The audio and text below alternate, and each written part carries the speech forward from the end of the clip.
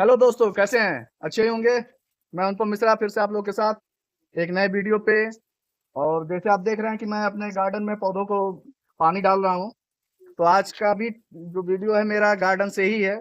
और जिस पौधे पे मैं पानी डाल रहा हूँ उसी पौधे के बारे में आज आपको कुछ महत्वपूर्ण जानकारियां भी मैं बताऊंगा जो बहुत से लोग नहीं जानते हैं। तो रुक जाइए, पहले मैं पानी बंद कर लेता हूँ और फिर मैं आपको इस पौधे के बारे में बताता हूँ। तो दोस्तों, मैंने पानी बंद कर दिया तो सोचा आप लोग से बात कर लूं। तो ये पौधा है हरसिंगार का। सभी लोग जानते होंगे हरसिंगार के पौधे के बारे में, लेकिन आज मैं आपको हरसिंगार पौधे के बारे में कुछ महत्वपूर्ण जानकारियां बताऊंगा जो आप हो सकता है नहीं जानते हो, या आप जान भी सकते हैं। लेकिन मैं सोचा आज जो मैंने पढ़ा है उसके तो पढ़ने के बाद मैंने सोचा कि ये चीज वीडियो बना के आप लोग के साथ भी मैं शेयर करूँ। ये एक ऐसा अनोखा पौधा है जिसका फायदा बहुत ज्यादा है, नुकसान तो ना के बराबर है। इस पौधों में इतने फायदे हैं कि जिसकी हम सीमा नहीं गिन सकते हैं। ये एक ऐसा पेड़ है, होता है जिसमें फूल लगते हैं, ना कि फल। इसकी लंबाई जाती है 10 से 15 फीट तक। और सबसे बड़ी खासियत इस पेड़ की फूल की ये है कि ये फूल रात के समय खिलता है और सुबह फूल झड़ जाता है। तो आइए हम बताते हैं इस प्लांट के बारे में। तो आप ये देख रहे हैं पारिजात का ही प्लांट है, जिसको हम लोग पारिजात कह सकते हैं। इसको कल्प वृक्ष भी कहा जाता है। साथ ही इसे हम इंग्लिश में इसे जैस्मिन भी कहते हैं, रात की रानी भी कुछ लोग कहते हैं, हर सिंगार भी कहते हैं। तो इसके अनेकों नाम है। एक ऐसा अनोखा पेड़ है जिसको आप हम लोग अनेकों नाम से जानते हैं।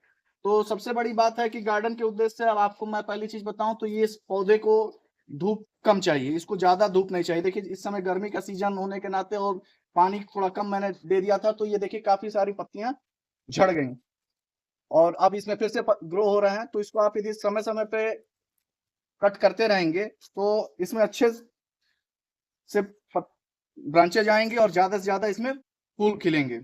ये एक्चुअली इसको इस पौधे को लगाने का एक एक्यूरेट टाइम भी होता है जो आपको बरसात के समय लगा। और ये इसमें ज्यादातर फूल अगस्त से दिसंबर के बीच में आते हैं, क्योंकि उस समय हल्की धूप रहती है, साथ में धूप नमी भी रहता है, तो जिससे ये प्लांट बहुत तेजी से ग्रो करता है। दूसरे, इस प्लांट में मुख्य रूप से हमको खाद में क्या देना चाहिए, तो इसको ज्यादा कुछ नहीं, आप इसमें सिर्फ गोबर की खाद या आप जैविक खाद का भी प्रयोग कर सकते हैं। जैविक में आप वर्मी कंपोस्ट लीजिए, भले वो गोबर वाला हो या शहर कंपोस्ट हो, शहरी कंपोस्ट, उसको आप डालें तो इस पेड़ में बहुत अच्छा ग्रो आता है। दूसरी बात यह है दोस्तों कि इस पौधे को पर्टिकुलर एक टाइम पे लगाया जाता है। मतलब टाइम से मतलब है कि दिन, यदि आप सोमवार या शुक्रवार के दिन लगाएं तो इस पौधे का सकारात्मक ऊर्जा प्राप्त होती है।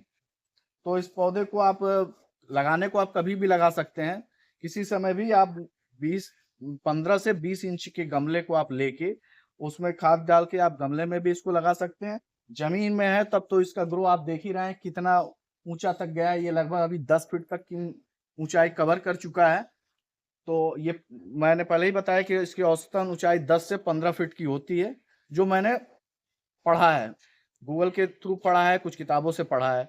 तो ये लाइन मैं बार बार ये कर रहा हूँ कि क्योंकि ये संपूर्ण जानकारी मैंने पढ़ाई के साथ ही आप सभी से मैं शेयर कर रहा हूँ।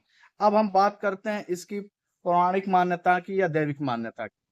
पौराणिक मान्यता ये है कि इसी पेड़ को हम कल्प वृक्ष भी कहते हैं। कल्प वृक्ष जो आपने सुना होगा, समुद्र मंथन में निकला था जब असुर और देवताओं के बीच समुद्र में मंथन हुआ था, तो उस समय एक वृक्ष निकला था, कल्प वृक्ष। तो वो इसी कल्प वृक्ष है। इस कल्प वृक्ष को इंद्र ने अपने वाटिका में या बागीचा का लीजिए में लगा लिया था।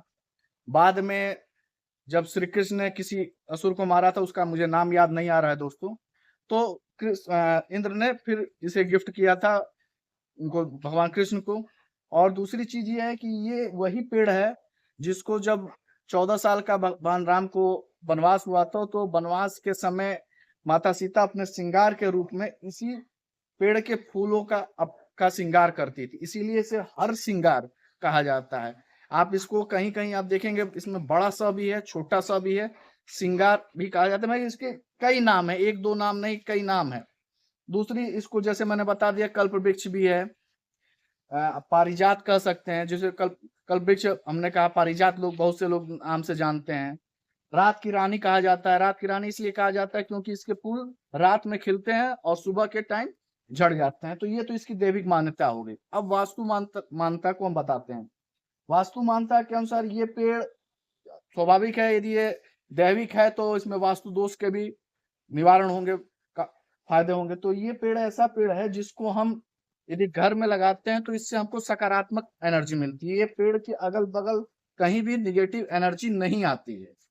आप इस पेड़ को वास्तु शास्त्र के अनुसार आप इस पेड़ को उत्तर पूर्व दिशा में लगाएं तो ज्यादा फायदा करता है। यदि घर में किसी प्रकार का कलह होता है या कुछ असमंजस है, थोड़ा नहीं चल रहा है, तो आप इसे उत्तर पूर्व कोने में लगाएं तो घर में बरकत होती है।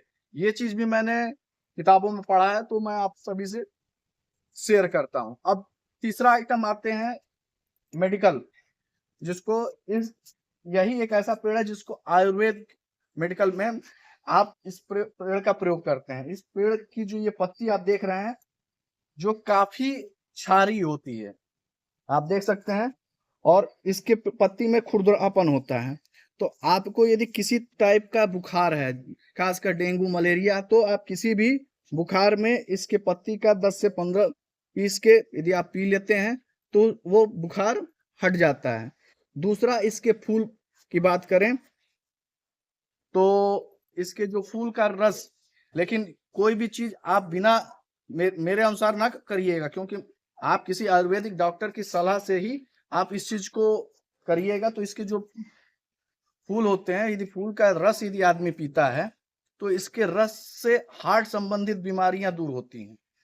गठिया के दर्द में फायदेमंद है। यदि इसके आपके घुटनों में, जोड़ों में दर्द होता है तो इसके पत्ते को पीस के हल्दी डाल के यदि 10 से 15 दिन का लेप लगाया जाए तो भी फायदा करता है। तो इसके आयुर्वेदिक रूप में तो अनेकों फायदे हैं। आप किसी भी आयुर्वेदिक डॉक्टर के से जाके पता करेंगे तो वो अनेकों फायदे बताएंगे।